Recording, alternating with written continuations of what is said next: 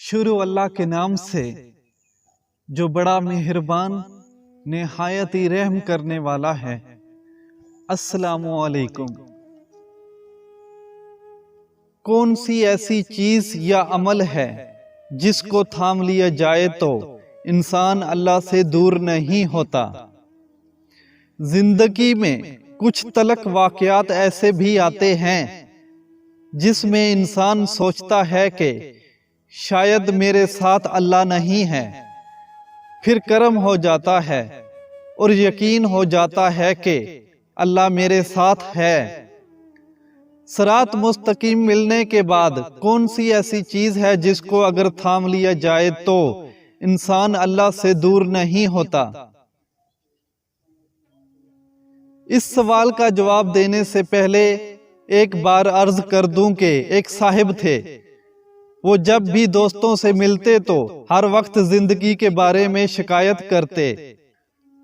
उनके दोस्त भी उसकी रोज की कहानी से बेजार हो गए थे। एक दिन वो साहिब लड़खड़ाते हुए अपने दोस्तों की महफिल में आए तो दोस्तों ने पूछा कि आज क्या हुआ। तो उन्होंने कहा कि मैंने नया जूता खरीदा था, अब ये मुझे काट रहा है। दोस्तों ने कहा कि आपने दुरुस्त साइज का जूता क्यों नहीं लिया। उन साहिब ने कहा कि मैंने जानबूझकर एक साइज छोटा जूता खरीदा है। जब मैं उसको पहनता हूं तो यह मुझे तकलीफ होती है और जब मैं घर जाकर उसे उतारता हूं तो मुझे बड़ा आराम मिलता है। तब मैं अल्लाह का शुक्र अदा करता हूं कि शुक्र है मुझे कहीं तो सुकून मिला। मैं जिन बुजुर्ग के पास बैठता था, एक मर्तबा उनके पास एक साहिब आए। उसने कहा मैं मुश्किल में हूं, मेरे लिए दुआ करें।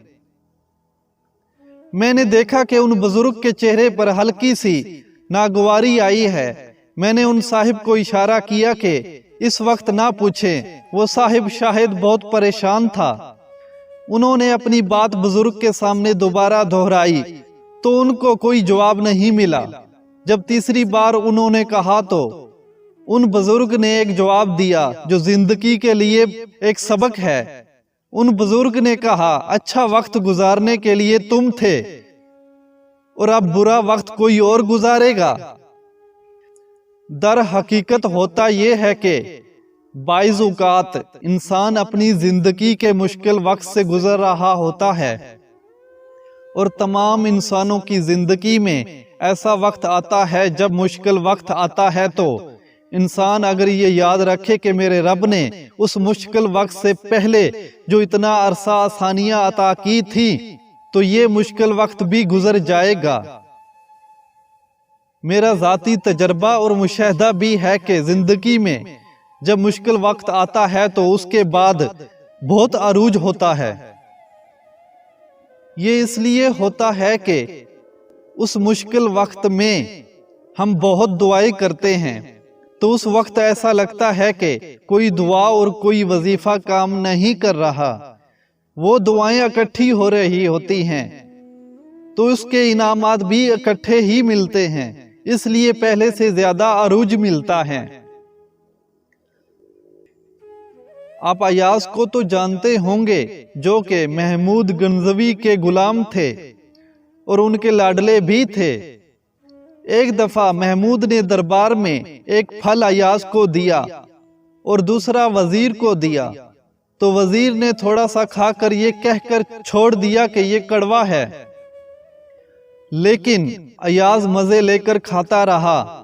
तो महमूद ने वजीर से पूछा कि आपने ये फल क्यों नहीं खाया। तो वजीर ने कहा कि हजूर ये कड़वा है। तो महमूद ने अयाज से पूछा कि ये फल कड़वा है। तो उसने कहा कि जी हजूर। तो महमूद ने कहा कि तुम इसे क्यों खा रहे हो।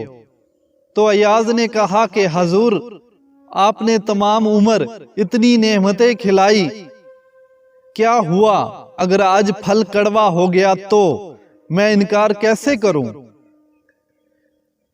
ये रवैया अगर हम अल्लाह ताला के साथ इख्तियार कर लें तो ہم ہمیشہ سکون میں رہیں گے۔ میری بات امید ہے آپ لوگوں کو سمجھ آ گئی ہوگی۔ اگر سمجھ نہیں آئی دوبارہ ویڈیو دیکھیں اور غور کریں ان الفاظ پر۔ یہ آپ کے ہی فائدے کے لیے باتیں میں لے کر آتا ہوں، ان سے صرف آپ کا ہی فائدہ ہونا ہے۔